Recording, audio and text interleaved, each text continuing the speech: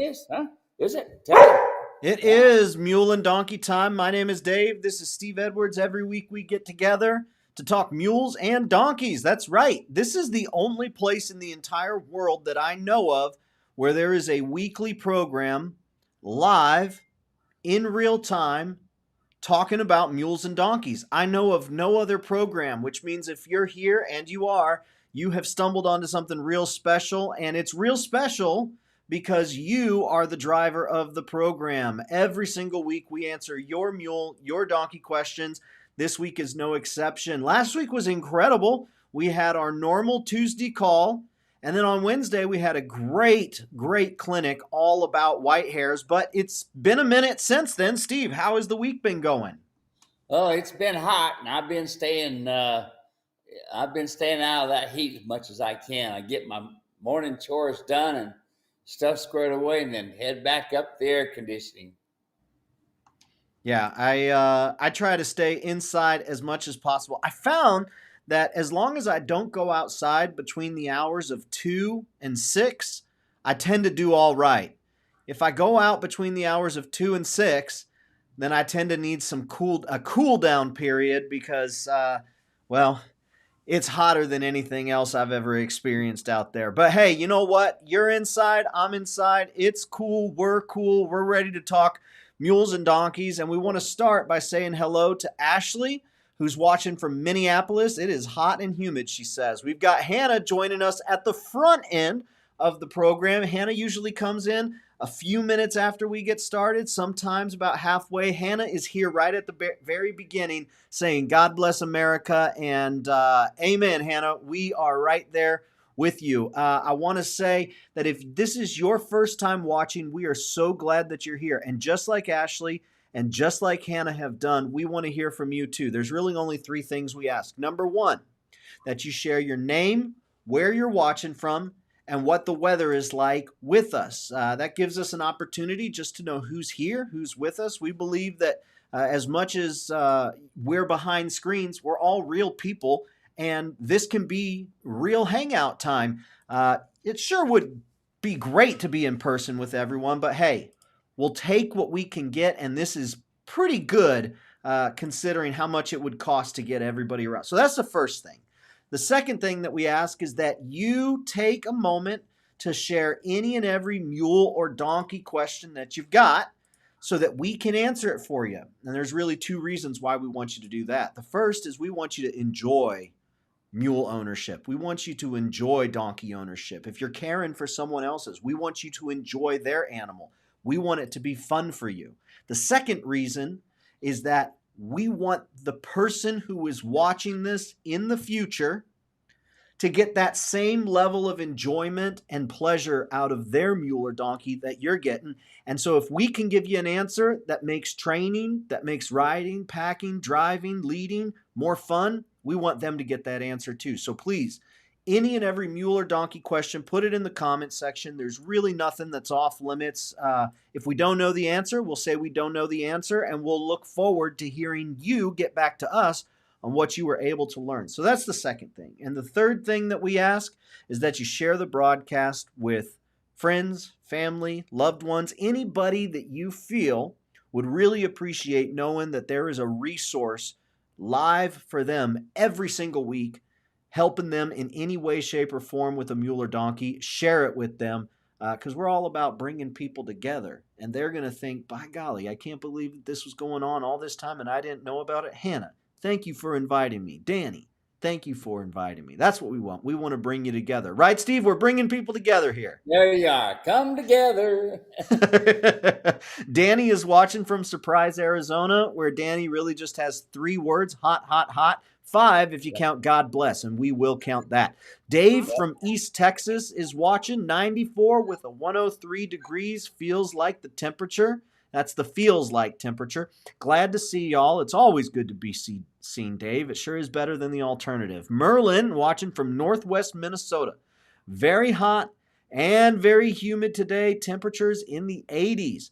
And then Marcia has our first question today. Ever see someone ride a mule side saddle? ride a mule side saddle. What would be a mule side saddle, Steve? Well, instead of sitting on a on a mule with both legs in the stirrups, they turn sideways in the saddle, and there's got a special horn on it where the lady actually swings her leg over, and they ride that way. They ride side saddled instead of riding sideways. Now, the ladies did that because it was not proper to have both legs on each side of a horse. So, but they did, you know. All right. Got, There you got go, Marcia. Appreciate you chiming in with our first question of the day. She says it's hot and humid in Virginia. Just got some rain. yeah. All right. Danny says, do either of you guys know when or where I could attend an upcoming mule packing clinic? Danny, I don't know if you know this or not, but you are talking to a world champion packer right here. Steve got his start packing. First saddle Steve ever designed for the mule or donkey was a pack saddle. Steve, I'm going to, because here's the thing, Danny. The best clinic that I know of is the one that Steve recorded several years ago, and I'm going to put a link in there for you. But, Steve, outside of that, what are some things that you would say Danny's going to want to pay attention to when he's looking to get educated about packing? Well, packing is simply the easiest way to say it would be make sure your load is balanced and even. That's the biggest thing. Uh, you're going to go there and you're going to learn how to pack boxes and things like this and how to tie different knots.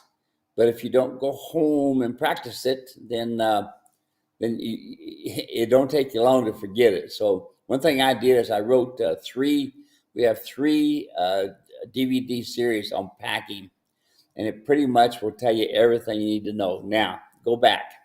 You ask about any packing clinics. There used to be a lot of that such a thing, but I don't know of anything anymore. Right now, the only one I could tell you that could help you out if you're in Montana would probably be Ron Den. He has my pack equipment and does some packing. So he might be able to put together a class for you if you wanted something done. Awesome. Thanks for the question, Danny. Appreciate it. Steve, do we want to tell folks about the next webinar, the next live clinic we're going to be doing about the tune-up? Do we want to talk about that a little? We can. You betcha. Yeah. Tell folks what you've got in mind, and I'm going to tell them where they can sign up. All right. So basically, folks, to have something ready to go, and you push on the accelerator and it goes, and you turn the wheel and it turns nice, and you stop and it stops nice. You get all that stuff from having a good foundation. But like in a car, they have mechanics that can fix the problem, but you can also do things yourself, like tuning up. That goes with your mule. I don't care how well of a broke mule you think you have. They become unbroke when we just let them be corral buddies or pasture buddies and stuff like this, when they don't have nothing to do, in other words. So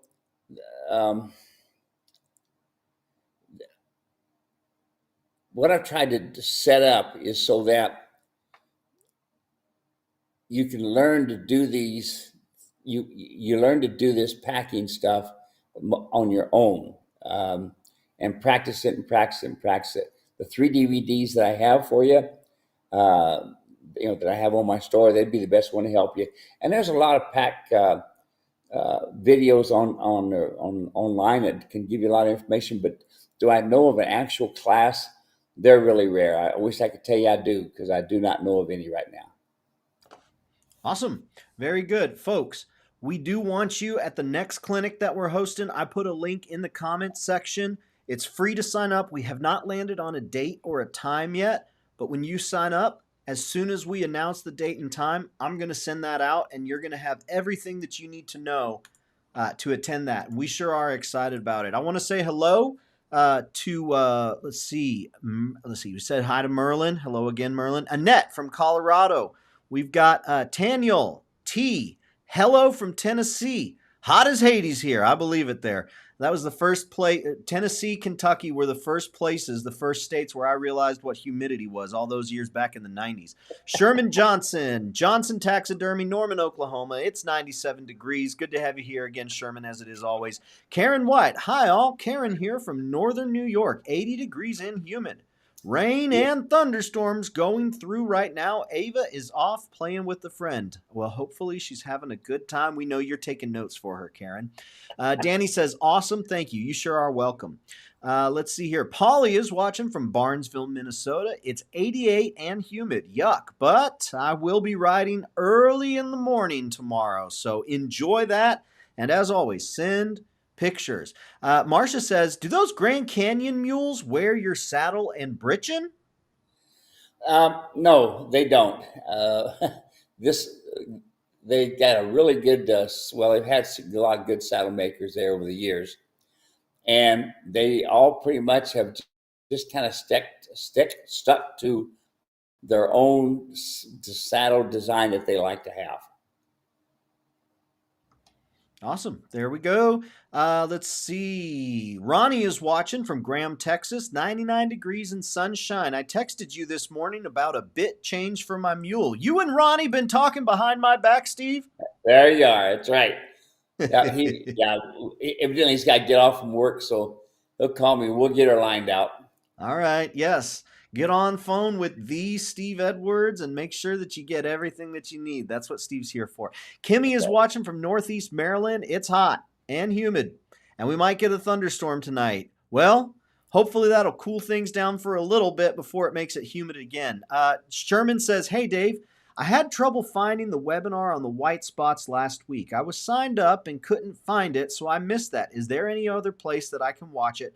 I need help in the future finding or getting on that webinar. Yes, Sherman, I will help you out.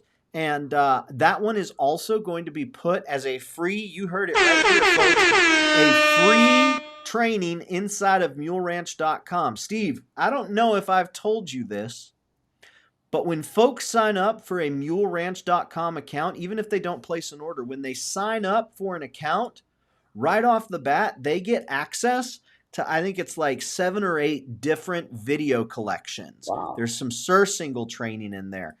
There is rope halter installation info. There is come along hitch info. There is, what else is there?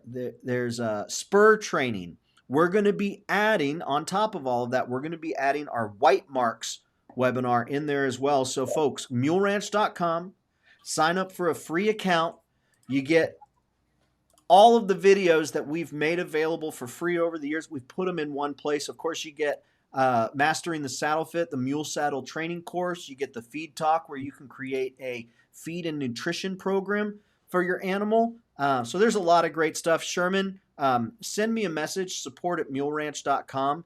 That way I don't forget, and I'll get you the link to watch it. Camille says, when is a good time to start your mule under saddle? You know, Camille, it can be, 2 years and a half on an average. So it is a good start time, but is the mule physically ready? So you'd want to make sure his cartilages in his knees, it's the most important thing. Are they in the correct place where the animal can be usable to walk, trot, canter, and to carry weight? So that's where I would start first, making sure the vet looks at him and says, okay, the knees are closed, here we go. And then build yourself a good program. Awesome. Yeah, it has everything to do with that development.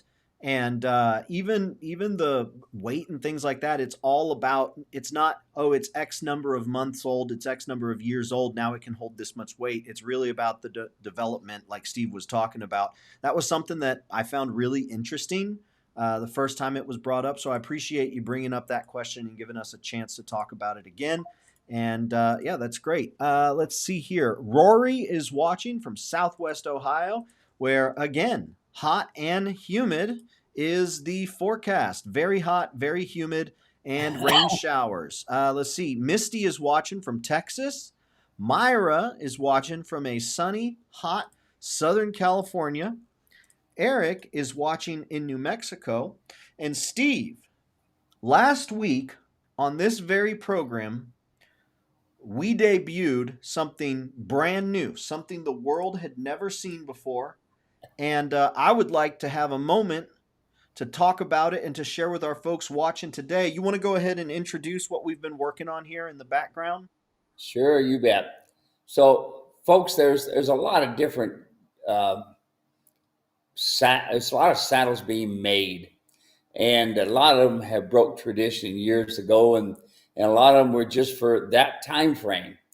And in the 1860s, a man by the name of Wade, saddle maker, built a slick fork saddle, and it's known in some parts as Wade slick fork saddle. And it's made for the type of horse that they had back then, which is a thoroughbred kind of a horse, and he had kind of a high wither. So he built the pommel in that way, and it's a 9-inch pommel instead of 13.5 inches, and it's kind of A-forked like this.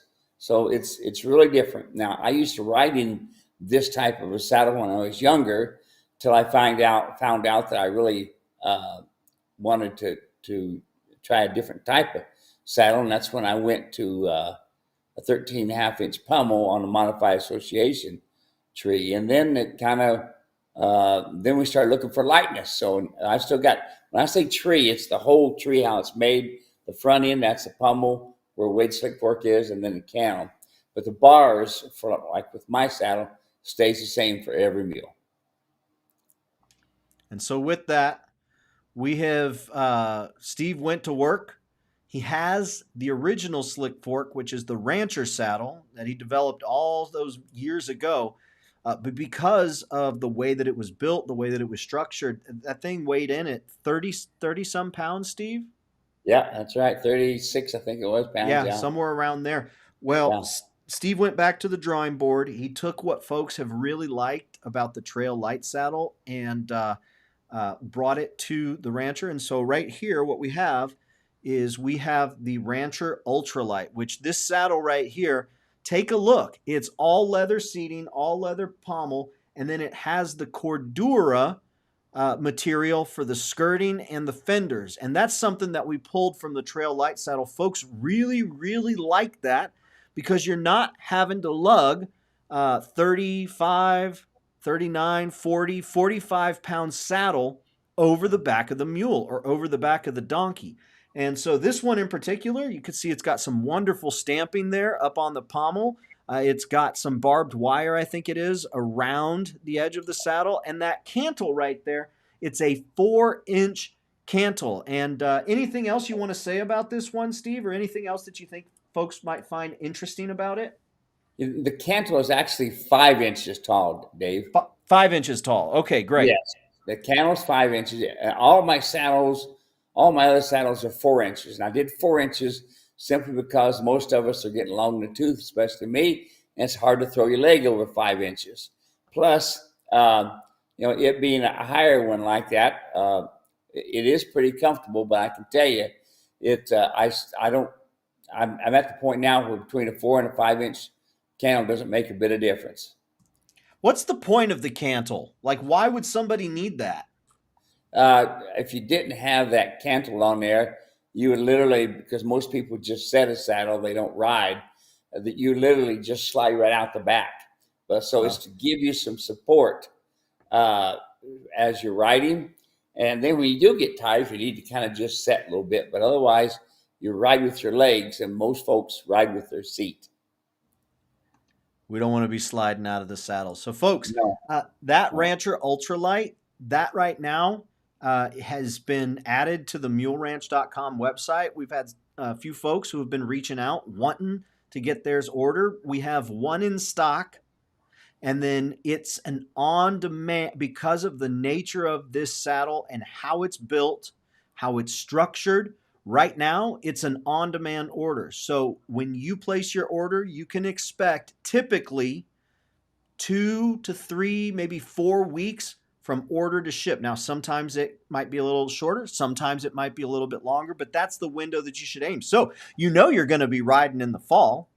So that means right now is the time to get yourself the Rancher Ultralight. Okay, we wanted to make sure that you all knew about that and had that information because man, even if you're not in the market for a saddle, it sure is fun to look at that saddle. It's a good looking one. Right. Next question. Well, let's see. Jim is watching from Maryland. We said hello. Misty from Texas. Judy and Misty. Myra's watching. Hannah says, help me please get on the webinar. I do not have an email, but do text if that's a possibility. We'll see, Hannah. We'll see what we can do. Let's see. Camille says, how would you correct a yearling mule, which is large, from chasing and biting other horses other than separating him? Yes, he is gelded. Separate him is the only way you're going to get it done. You know, he's a baby. So babies all like to play together. And of course, us old folks aren't into it, right? So it's, yes, you're better off taking your baby and before he kicks someone and cripples them, or before one of them kick him and cripple him, you got to remember, folks, there's always going to be a pecking order. And you get a young animal, a mule or horse that wants to run and play. Sometimes these old horses will say, I'm going to do that, and kick them and maim them for life. They can be crippled for all their life. So for me, you know, to have them in a corral, each animal has its own corral is the best way to go. I've raised animal after animal, trained on them and this sort of thing in a 20 by 20 stall. My wife's personal mule, my mules, like my wife's mules. She died at 28 years old, but you know, we had her for 26 years because we got her as a 2-year-old. And literally, that mule stayed in a 20 by 20 stall all her life. Okay. Always ready to go to work in the morning, always ready to, you know, to do something and this sort of thing. But that was her stall. We don't need to have all these animals hooked together because you got a good chance, a real good chance of getting one of them hurt. So keep them in a stall. All right. Now, next question we got. This one comes in from Savannah. She sent an email. She says, I have a few questions for Steve for your next Ask Steve show. What are the ask, tell, demand cues for turn on the forehand, turn on the hindquarters, and side pass? I know it's bump with your calf, then side of the boot, then spurs, but do you use your calf to ask for them all, since you can't move your calf like you can your boot to communicate which one you want them to do? Let's answer that one first, and then she's got another question. Okay, so, you know, having the proper spur length and placement and this sort of thing is important. But asking with your calf, okay? So when I say that, all you're going to do is just put a little pressure against them. It don't take much, just a little pressure. And then tail is the side of your stirrup, so it's going to be a little more aggressive. So you're going to be a little bit more aggressive. You're going to go tap, tap, tap, tap, tap with the side of your stirrup. And then, of course, the demand is going to be the same thing. You just turn your stirrup, touch them with the spur, and usually after that, you don't need to use spur anymore. But anyway, that's your basic command with your legs. All right, and then the next question is, can I use the 5.5-inch trail riding bit on a 4.5-inch mouth donkey? Sure, you can. You know, a lot of these donkeys have big lips. So here's my rule of thumb. On any bit, I can take a finger and put between the bit and the mouth, and the bit is actually barely touching my finger. I'm happy with it. Okay. The biggest problem that we have with bits is the people. We try to use a pre-adjusted bit on the mules every day. Okay. And you got to remember, their mouth erupts. So the teeth keep moving out. And so when you're putting the bit on the same way every time, not only are the bars going to start getting uncomfortable, but pretty soon that bit's going to be too tight. So I always put the snaffle bit on loose. Let it hang down, bumping the front teeth. If it's a John Mule, he's going to have canines on the side. If he's a Molly Mule, he'll just have the incisors in the front. So here's the deal. Never adjust a snaffle bit. especially mine is what you should be thinking about, because mine is the way I designed it for the mule with the martingale and all. So they put it in their mouth and they'll pack it and they'll carry it. You'll get to where as soon as you get ready to slide it in, they'll pick it up and hold it right away. They're comfortable. That's what we're looking for. As you progress and you start using the trail rider bit, they'll do the same thing with it. The biggest problem is us. We try to make them fit into our little box, so to speak. And all we got to do is just ask them. And something as simple as having a loose bit on a finished bit, they're going to have it loose. He's going to pick it up and hold it. I'm going to adjust it. On a snaffle bit, the mule's going to pick up the bit and hold it. I'm not going to adjust it. I'm going to let them pack that all the time, because a snaffle bit is for training or fix a problem. So it's just a short-term bridle to use. Great. Thank you for the question there, Savannah. Appreciate that. David Pengelly says, that slick fork is so good looking. Stop teasing me. I wish I could say we'll stop teasing you, but it's going to continue. Is that good looking? Marcia says, my arms have gotten so sorry, throwing a bareback pad over my mules would be hard. My friends in their 70s too say the same thing. Yep, that weight, it just gets to you. So, hey, if we could make a saddle that weighed 0 pounds, we would be on it. And believe me, there would be a market for it. So we're doing our best to get as close to 0 as possible. Ashley says, I would appreciate it too if you could help me see the white hair video. Y'all, muleranch.com, get signed up for an account, and then that video, I will put that in there this afternoon. And so it'll be available tomorrow. You can send a message, support@muleranch.com, and I can get you a link as well. Lisa is watching from South Dakota. It's hot and high humidity here. I was just wondering, can you use your mule saddle for horses as well? I have a couple of young mules that I hope to ride one day. No, my saddle is only designed for the mule or donkey. That's all. The mule has a donkey bone structure. That's why it works so well on donkeys. But the horse has got a horse structure, and they're completely separate, completely different. Can you use them some? Yes. Is it good for the mule? No. Mule always pays the price, because you see, we don't know they're hurting because they're so stoic. They brace into pain, so they're kind of stoic. So no, my saddle will only fit mules and donkeys. All right, next question comes in from Wind. Says it's regarding wool pads, blankets, and cinches. Aren't all Navajo blankets wool, or are there options? I was also wondering about using mohair roping cinches. We tend to use the 27 strand wide cinches because we rope some. Would narrower be better? And I got to be honest, that's all Spanish to me. I really don't understand anything that they're asking there. So can you explain it so that I can understand and then give Wind an answer? Okay, so Wynn is thinking about different cinches. Just as one example, a cinch called mohair, and it's different braids and this sort of thing to make it up a particular size. She's wanting to know about that. She's wanting to know about wool, and then the synthetics. I'm all for is something that works the best for the mule. What works? I have yet to see a mohair cinch really do a good job, other than peeling hair off of a mule.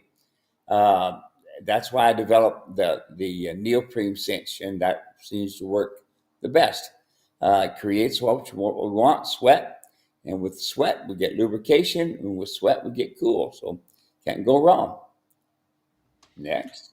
Awesome. Next question comes from Sherman. He's asking about the Rancher Ultralight. Steve, can you put bucking rolls on that new saddle? So Steve, for folks who don't know what bucking rolls are, will you explain and then let Sherman know if they will fit on the new Rancher Ultralight? Yeah, absolutely. Matter of fact, that's what bucking rolls were finally developed for, was to go on a slick fork. And they go on both sides of the slick fork. The slick fork comes up here. And then the the bucking rows go on each side of it as well. There's a few other names for it too we won't go into, but the slick fork saddle, it's one of the downsides of it, especially if you're a working cowboy.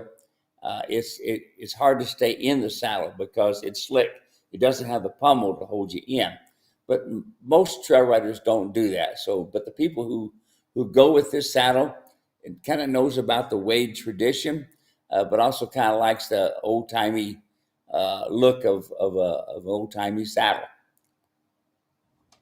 All right. I was just looking through some of the comments that have come in over the last several weeks, just seeing if there was any questions that I by chance had missed. And Steve, somebody brought up this little city in the Midwest called Shelbyville. Folks, Steve is going to Shelbyville, Tennessee this fall, this September. He's going there for the American Mule and Bluegrass Festival, and he will be putting on a clinic. Now, Steve's clinics, they require admission. They're not free. However, for Shelbyville, because of the incredible work that Marty Ray is doing up there, because of the support that they're raising for just incredible ministries, Christian ministries, Steve will be putting on a clinic, and it will be a recommended donation clinic that you come and you bring and make a donation. And all of the money that gets donated for Steve's clinic, that's going to go to the fund that Marty Ray and the folks at the American Mule and Bluegrass Festival are putting together to support some incredible ministry. Steve, is there anything you want to say about Shelbyville while we've got it up and we're talking about it? No. Just, trying to help other people is really important. And that's what some of these ministries are that we're going to be donating to. It's really important for the community. So it's going to be a lot of fun. There's going to be a lot of bluegrass music, some different others, a mule there that makes ice cream. Now that's worth the trip right there, folks, just to have a mule make ice cream for you. And you think I'm kidding you, you need to see it because this mule actually makes ice cream. Anyway, that's something to see there too. They're usually people riding their mules and horses and donkeys up and down and around. You get a chance to see all of them. You'll see some there'll be a lot of kids there from different schools. That the school system actually buses in kids to go through this program, go through and see what mules are and go see how they're used and things like this. And their school actually supports bringing the kids to go through this program. It's pretty unique. So there's, Marty Ray's putting up a lot of information out there, and folks, it's all going toward a good causes. So if you all can come and support it, come on. I put a link in the comments section to the American Mule and Bluegrass Festival. Y'all check it out. There's something for everyone there.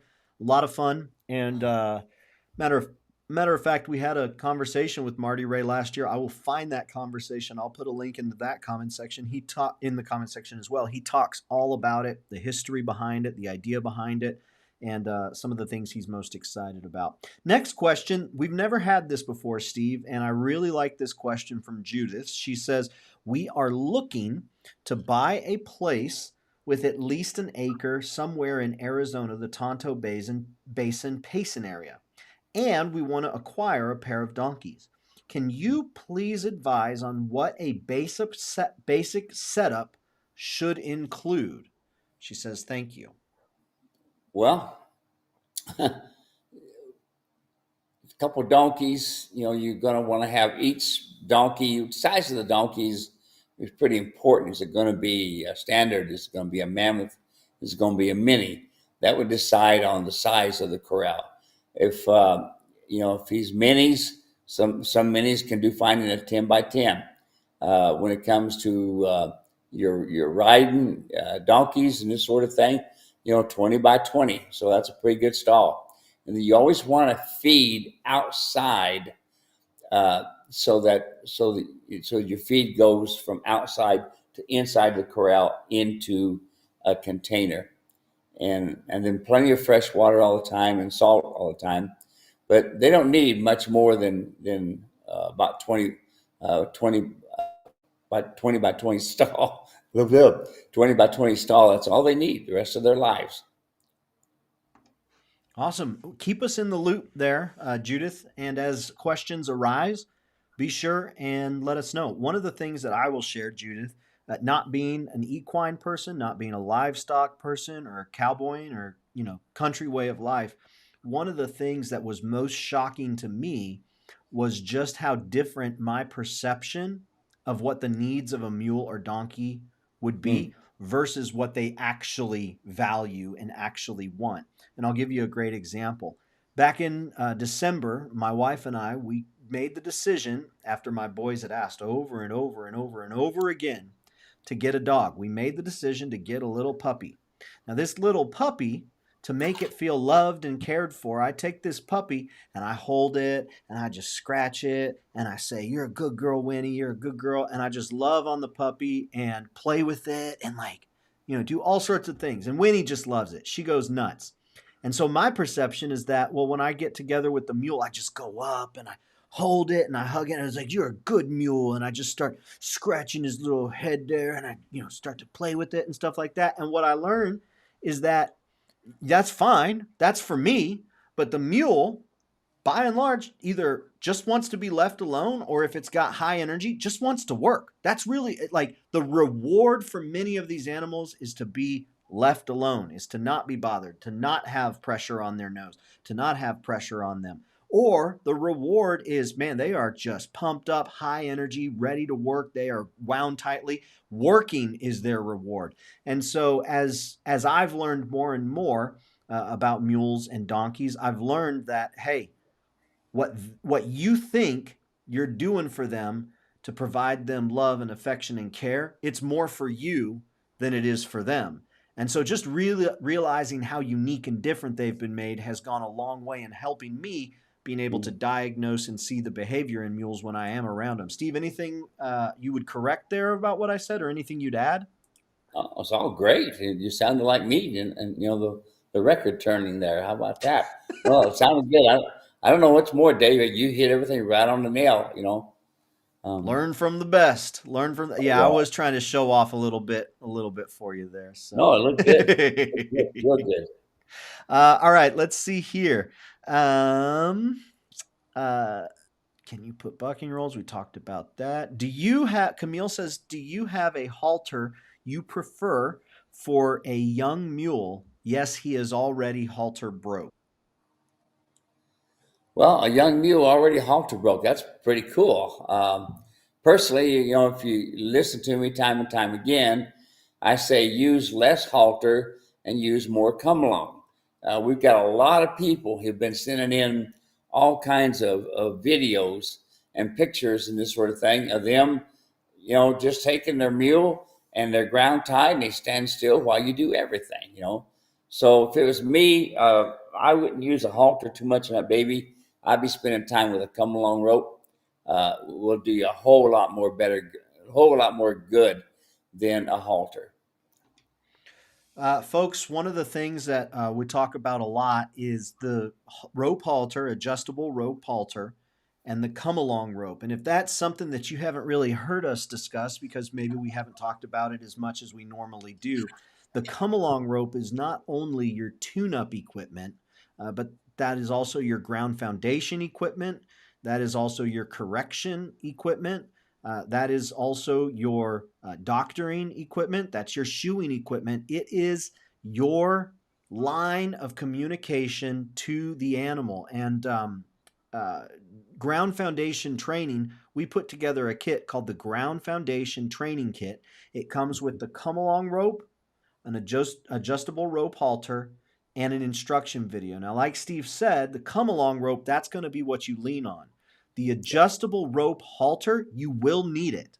Namely, when you're doing surcingle training, you're going to want to have that rope halter. There's a few other instances where you would want it as well, but you want that come along rope more than anything else. Matter of fact, I was going through some. I was going through a list of comments, and one of our friends named Dave says, "Note that Steve's rope, come along rope, has a specific size balance, and feel. This does not happen with just any rope. There is a consistency that is needed as weather and moisture change. There is a reason to pay a little bit more and get what is proven. If you go to the website, you check out the come along rope, it is proven. So when Steve talks about the come along rope versus the halter, he means it, but the other people who have listened to him on it, they mean it as well. So just wanted to throw that in there. Hey, we've gone international. Finally,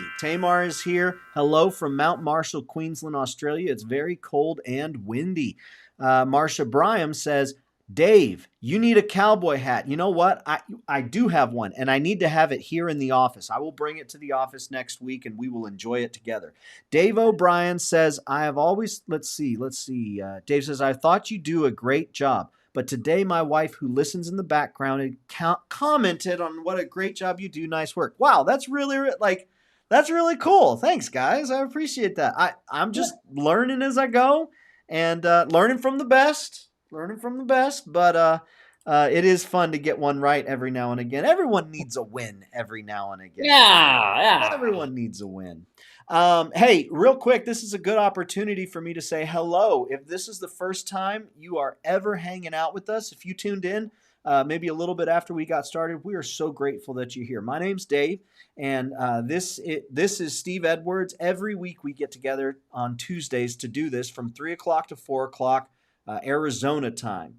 And we have a lot of fun talking mules and donkeys. And there's really only three things that we ask of you, the friends hanging out with us. Number one, we just want to know that you're here. So if you have not introduced yourself yet, please put your name, where you're watching from, and what the weather is like today in the comments section.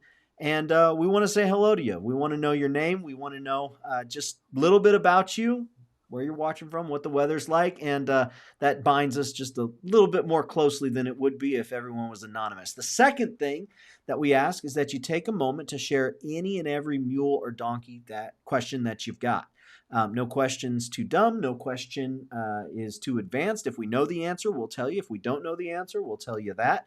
But our hope is that you would take what you learn here, go out, gain the trust of your animal, and get results when you train. And then the third thing that we ask is that you share the broadcast with friends or family or anyone that you think would appreciate what we're doing here. It is the only weekly live mule or donkey program that I know of, and we'll keep going as long as we can. Steve, we had a question a while back, says, what are draft mules going for these days?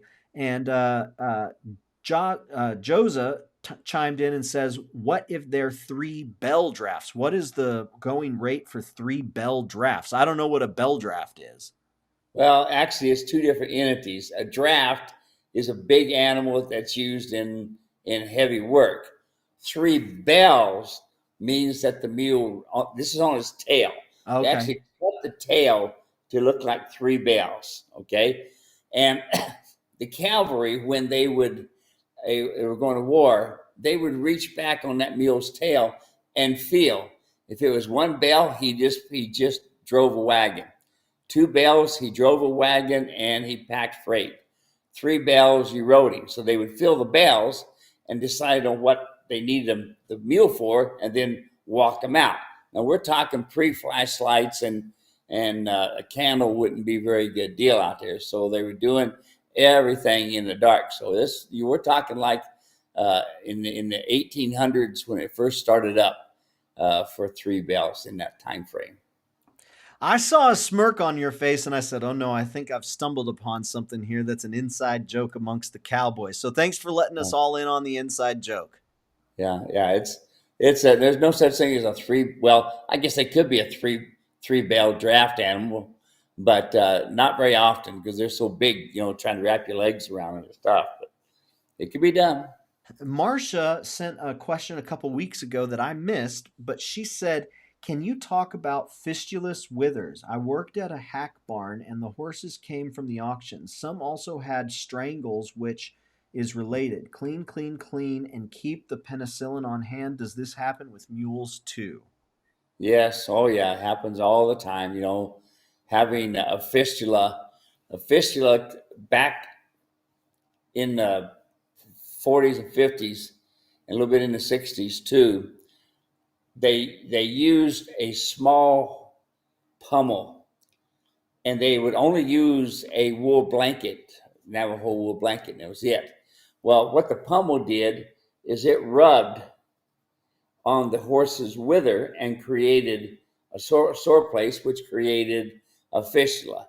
That's one of the reasons that Wade, the Wade Slick Fork, uh, became so famous, because he built a saddle that was more raftered that went over top of the wither, where today's animals are a lot more lower. So that's what a fistula is. All right. Next question. This one comes in from Joan, Pennsylvania, where it is mildly hot. Enjoying my day off from work. A new mule owner as of May 23rd. Moody and goofy. Want a relationship with her, but it's challenging. Horses hate her and bully her, but she follows them around. She builds a relationship with them. They could not care less. Is there less what she wants? Is there hope? She apparently came off a dude ranch out west. She's a 1330 sorrel Appaloosa with a C rope burn on her withers. Said to be dead broke, skittish, 15 years old. Have a vet appointment scheduled to get sedatives, to get shots and feet trim shots. I had plans of trail riding. Am I just dreaming? Well, sounds like you kind of got your hands full. For one thing, if I've got to tranquilize a horse to put shoes on, or a mule to put shoes on, donkey shoe on, then I'm trying to hurry the process rather than make the process work. And the problem with these drugs, as I've experienced it myself, people wanted to use them so they quiet down the animal while I'm trying to shoe it, and the mule ended up going bonkers. And then I've had just the opposite, where they'd be working on it, all of a sudden the mule just fall down. So it's really hard to get that keyed in with the medications. If it was me, I would just start from the ground and work my way up. 15 years old, that's not an old mule. In a year, you'll be riding it and enjoying the mule if you do everything, in a good progressive manner. But yeah, you got your hands full for sure. But a lot of these good animals end up like a little mule that I used to have called Rocky, and he's up in Washington now. But he was a knucklehead, and the people couldn't handle him at all. So he finally come out of it. But boy, it took me almost a year and a half, 2 years to get him really going good. There's Rocky right there. There you are. You had any reports lately of how Rocky's doing up there? Yeah, matter of fact, you should have seen it. They had him on at a kid's lemonade stand, and the kids they had Rocky out there by the corrals and this sort of thing, and the people come up and see the mule and buy a lemonade. It's pretty cool. But I actually just got a deal on Rocky. Evidently, I have to read it here. Evidently, she said Rocky started eating manure. Now, if it's one old piece of dry manure, it's not that big of a deal. I used to really get worried about it myself, and the veterinarian told me, Steve, it's just used hay. It ain't like it's going to be a problem. And then there became a company here in Arizona that actually took mule manure, horse manure, equine manure, and they actually reconstituted it and sold it for horse feed. Yes, they did. So going back to that, uh, the Rocky is doing good. I have to check out what they're talking about as far as he's eating manure. It's not unusual, folks. Not that big of a deal. They'll be just fine if they do that. It's when they're eating it really fresh and it's still green out of the basket. That's when it's kind of nasty. All right. Let's see here. Fred is watching from Pie Town, New Mexico. I need to go visit Fred. I did not know there was. Steve, you're shaking your head. Did you know there was a Pie Town? Oh, yeah. When I come from New Mexico and coming on the south route, I jump off of 10 to go through Pie Town, and all that beautiful country. Oh, man, it's great. But you got to stop and have a piece of pie. Oh my gosh. It's a shame. In my family, I am the only one that likes apple pie. And not just my immediate family with me, Sandra, and the boys, but like with my extended family, my sister and I think we're really the only ones. And sometimes my sister's around, sometimes she's not. Depends on if she's traveling. So when it comes time for holidays and special events and treats and things like that, no one gets the apple pie because if I brought it, it would just be for me. And the Costco apple pie is like it's Yeah. made for an elephant, which is great. Except I don't eat like an elephant,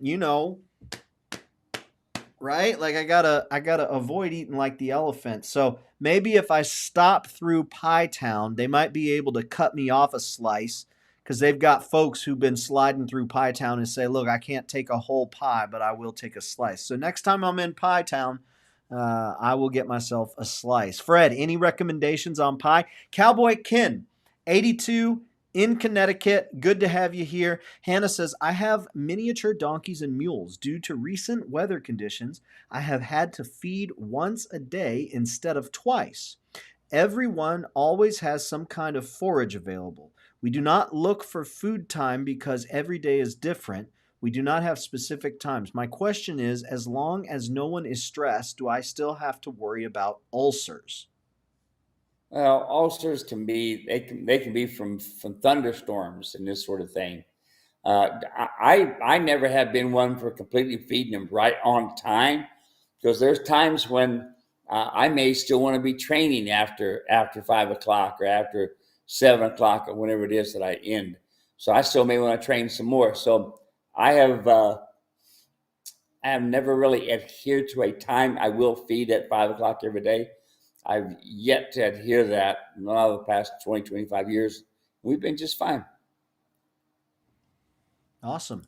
Hey, folks, I want to let you know that in the coming couple weeks, we're going to be announcing our next live clinic, our next live evening clinic, and this one's going to be all about tune-ups. This is going to be getting out there, and what's interesting about tune-ups is really you never graduate ground foundation training. You never graduate like, oh, I'm never going to have to do surf angle training again. Oh, I'm never going to have to do, teaching them to turn on the forehand. Oh, I'm never going to have to teach them to listen to the bit or to respect the halter. No, like it always happens. But there may be some times where you want to put some extra focus on a certain behavior, some extra focus on a certain technique, something that you're really working towards. And so our next coming live clinic is going to be all about tune-ups. And I want you to know that you can sign up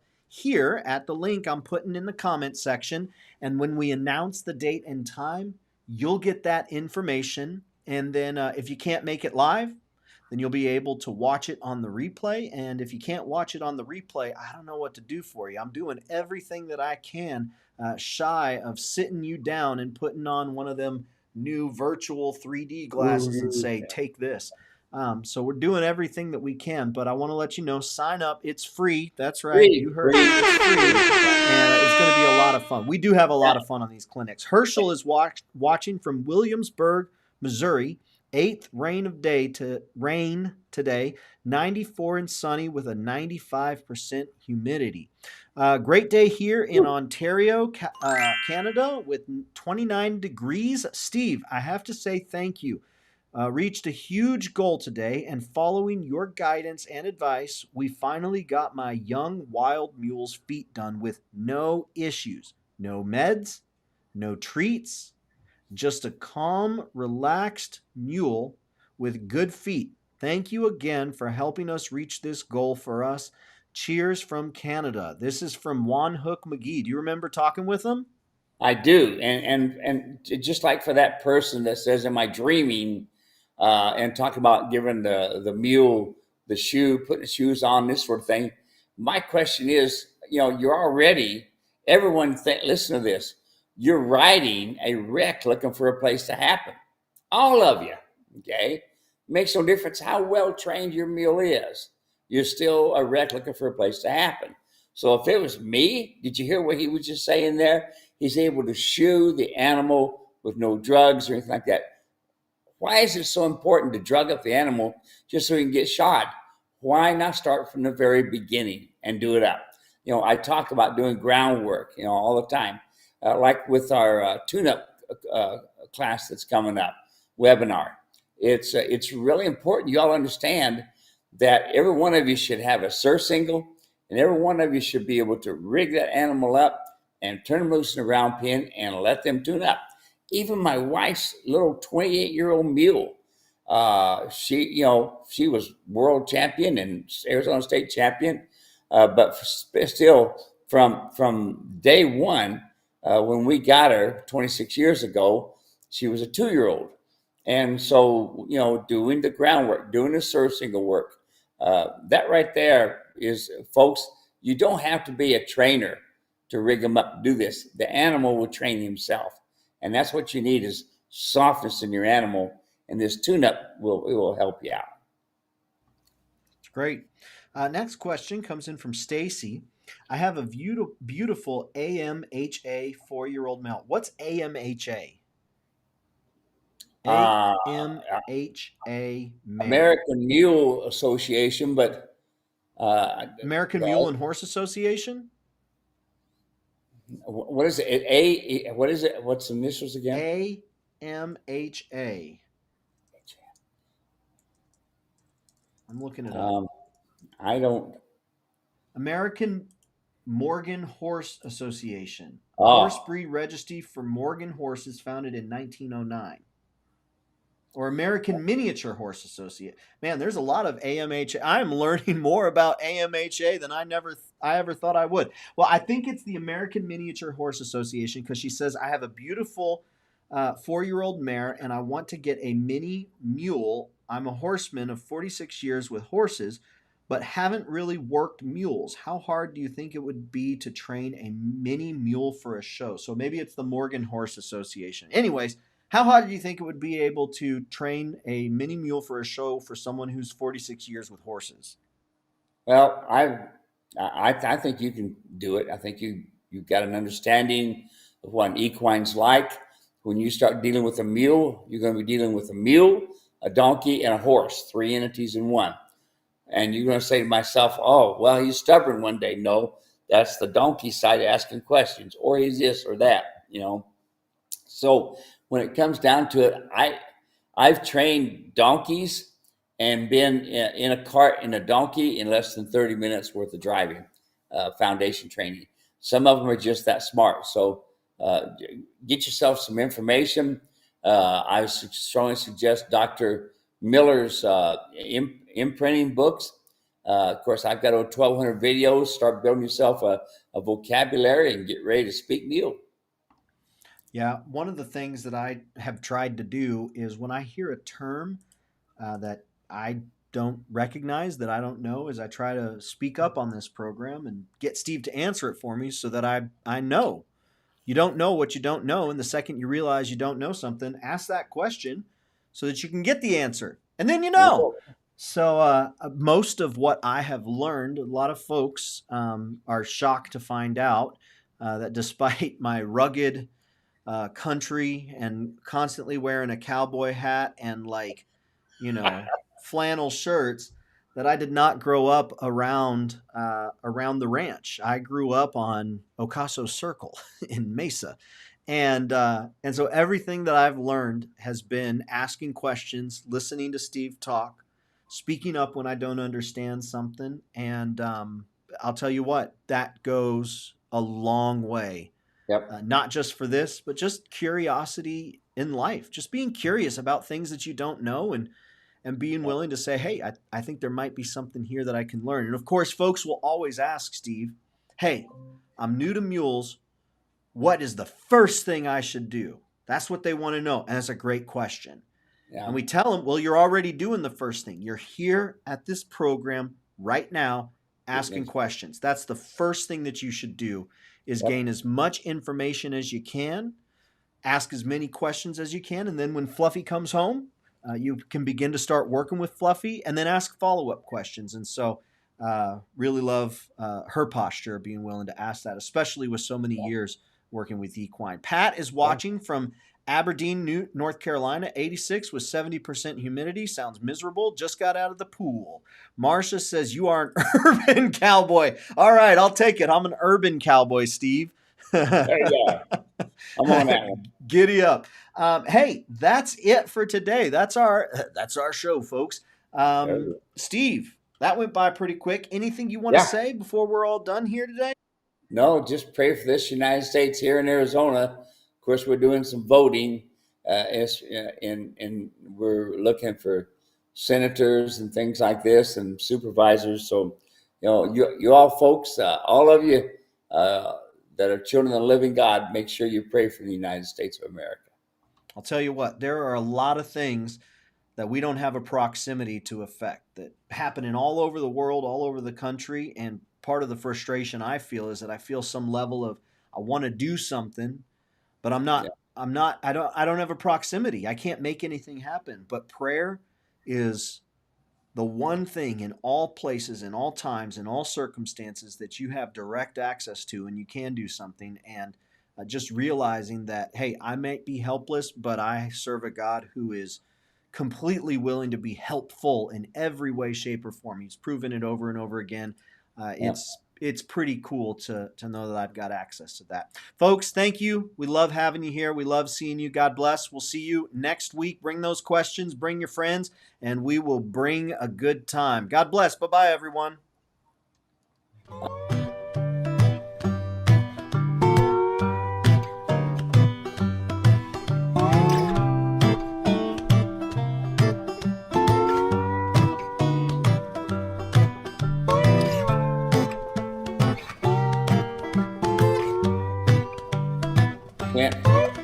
Yeah, that was real.